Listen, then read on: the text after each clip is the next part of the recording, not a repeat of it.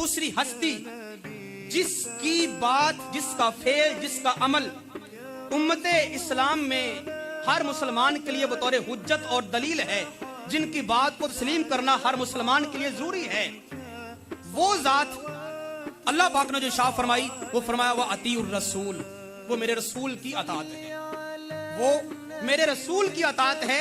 میری اطاعت کے بعد فرمایا میرے رسول کی اطاعت اور فرما برداری کرنا تمہارے اوپر لاگو ایسے ہی ہے جس طرح میری فرما برداری کرنا تمہارے اوپر ضروری ہے۔ اب اطیع الرسول، رسول کی اطاعت کرو۔ اب رسول پاک صلی اللہ علیہ وسلم کی اطاعت کس درجے کی ہے؟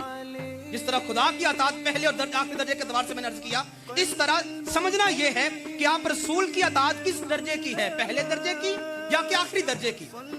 اللہ پاک کے بارے میں تو سمجھ آ گیا کہ اللہ کے احکامات میں ہم اول درجے کی پیروی کریں گے تو پھر ہم رب کی اطاعت کریں گے۔ آیا رسول کے بارے میں ہم نے کس درجے کی پیروی کرنی ہے؟ آئے ہم قرآن سے پوچھتے ہیں۔ حضرات محترم، قرآن پاک میں اللہ تبارک و تعالیٰ نے جو اطاعت کے حوالے سے، فرما برداری کے حوالے سے اور اتباع کے حوالے سے آیات کا ذخیرہ قرآن پاک میں جو نازل فرمایا ہے نا، ٹوٹل تعداد ان آیات کی 40 ہے۔ ٹوٹل آیات جن میں اللہ پاک نے اطاعت کا ذکر فرمایا کہ لوگوں فرما برداری کرو، فرما برداری کرو، فرما برداری کرو، ایسے الفاظ کے ساتھ جتنی آیات استعمال ہوئی ہیں قرآن پاک میں ان کی تعداد 40 ہے۔ 40 آیات ٹوٹل اطاعت کے حوالے سے ہیں۔ اب اگر ہم ان 40 آیات کا مطالعہ کریں تو ان میں سے جو ہے نا وہ 22 آیات ایسی ہیں جن آیات کے اندر خالق کائنات نے یہ فرمایا کہ لوگوں اطیعوا اللہ و اطیعوا الرسول، اطیعوا اللہ و اطیعوا الرسول، کہ اے لوگوں میری بھی اطاعت کرو اور میرے رسول کی بھی اطاعت کرو۔ 40 میں سے 22 آیات ایسی ہیں جن میں سے رب نے فرمایا لوگوں میرے ساتھ ساتھ میرے رسول کی بھی اتباع اور پیروی کرو۔ باقی کی 18 بچ گئی۔ 18 آیات قرآن پاک میں وہ آیات ہیں جن کے اندر خالق کائنات نے صرف یہ فرمایا ہے کہ لوگوں صرف میرے محبوب کی اطاعت کرو، جن میں خالق نے یہ فرمایا ہے کہ لوگوں صرف اور صرف اور صرف میرے محبوب کی اتباع اور فرما برداری کرو۔ 40 آیات ٹوٹل جن میں سے 22 اپنے اور اپنے محبوب کے بارے میں استعمال فرمائی کہ لوگوں میرا اور میرے محبوب کا حکم مانو، اور باقی کی 18 آیات ایسی ہیں جن میں خالق نے صرف اور صرف اپنے محبوب کی فرما برداری کو بیان فرمایا ہے۔ اب ان آیات کے مجموعے سے بات آپ حساب لگا لیں کہ اللہ تبارک و تعالیٰ کے نزدیک آپ سرکار کی اتباع اور فرما برداری اور آپ کی جو ہے نا وہ بات تسلیم کرنے کی کتنی اہمیت ہے۔ دوسرے لفظوں میں ہم یوں کہہ سکتے ہیں کہ 40 کی 40 آیات ہی ایسی ہیں جن کے اندر خالق کائنات نے اپنے محبوب کی اتباع کا حکم دیا ہے، اور 40 میں سے 22 آیات میں خالق نے اپنی اطاعت کا حکم دیا۔ اب دیکھنا یہ ہے کہ خدا اور اس کے مصطفیٰ کی اطاعت میں جب دونوں میں تضاد آ جائے، دونوں میں وقتی ٹکراؤ آ جائے، تو ان دونوں میں سب سے زیادہ ضروری اطاعت کس کی ہے؟ خدا کی اطاعت یا اس کے پیارے مصطفیٰ کی اطاعت؟ دونوں میں سے زیادہ ضروری اطاعت اور فرما برداری کس کی ہے؟ حضرات محترم، اللہ تبارک و تعالیٰ کے احکامات کو تسلیم کرنا اور ماننا، تسلیم کرنا اور اطاعت کرنا یہ بھی فرض کی حیثیت میں ہے۔ اب دوسری طرف ایک بندے کے اوپر آپ سرکار کا حکم لاگو ہو گیا، آپ سرکار نے اسی لمحے بندے سے کہا اے بندہ مومن، اے میرے امتی، اے میرے صحابی، اے میرے فرما بردار، یہ میرا فلاں کام کر، 12 بجے کا ٹائم ہے، ظہر کی نماز کا وقت ہے، ادھر حی علی الصلاۃ کی صدا لاگو ہوئی، نمازی نماز پڑھنے کے لیے مسجد میں آ گیا، اس نے آ کے کہا 4 تکبیر نماز ظہر فرض، اللہ اکبر کہہ کے قیام میں کھڑا ہو گیا، الحمدللہ رب العالمین پڑھ رہا ہے۔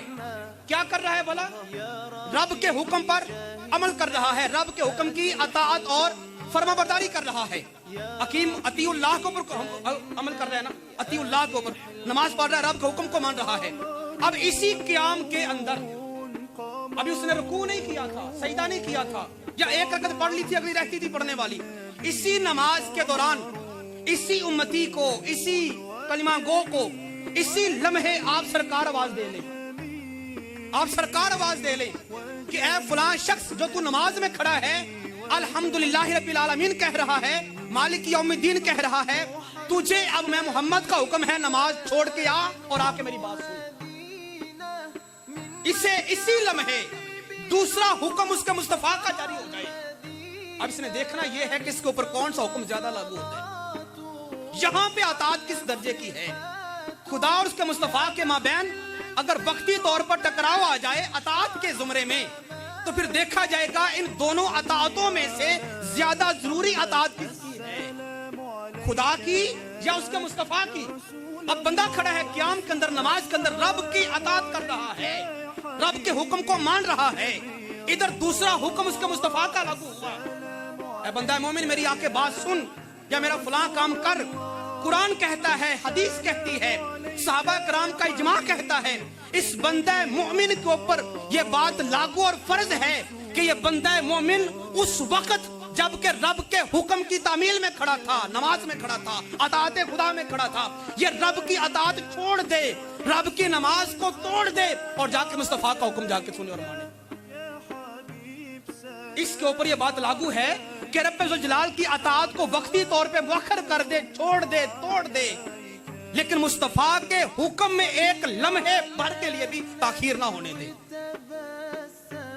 एक साहबी सरकार की बारगाह में नमाज पढ़ रहे हैं मस्जिद नबी शरीफ के अंदर, सरकार ने आवाज दे दी, फरमाया कि बंदे फलां मेरे आके बात सुन और मेरा ये सौदा लेके आ बाजार से। सरकार ने पैसे दिए, वो सौदा लेने के लिए बाजार में गया, 4 कदम चल के गया, सौदा लिया, तिजारत की, पैसे कम ज्यादा करवाए सौदे में, वापस लाके सरकार को दिया और वापस मस्जिद में आके जहां से नमाज तोड़ के गया था ना, वहां से आकर दोबारा शुरू की और आगे पढ़ना शुरू कर दी।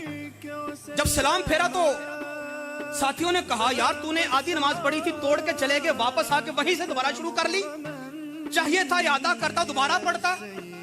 तो कहा नहीं, मैं तो सरकार के काम गया हुआ था।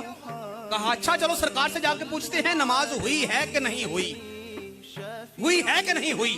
अब सरकार की बारगाह में गए, अर्ज किया हुजूर इसने नमाज पढ़ी थी, आधी तोड़ के गया, आधी आके दोबारा शुरू कर ली, हुई है कि नहीं। सरकार ने पूछा क्या तूने ऐसा किया? जी या रसूलल्लाह मैंने ऐसा ही किया है। क्यों? अर्ज किया कि या रसूलल्लाह मेरा ईमान यह कहता है कि आपके काम जाने से नमाज नहीं टूटती, आपके काम जाने से नमाज नहीं टूटती, चूंकि मैं आपकी इत्तिबा में था, आपकी पैरवी में था, आपके हुक्म को तस्लीम कर रहा था, तो मेरी नमाज नहीं टूटी। सरकार मुस्कुराए, फरमाया जा तेरी नमाज हो गई, जा तेरी नमाज हो गई। तो हज़रत ज़िवकार इस बात से यह बात वाज़े हुई कि अगर वक्ती तौर पर एक तरफ खुदा की अतात हो, एक तरफ प्यारे मुस्तफा की अतात हो, तो वक्ती तौर पर खुदा की अतात को छोड़ दिया जाएगा, लेकिन मुस्तफा की अतात में फर्क नहीं आने दिया जाएगा। حبيبي نور سطع المدينة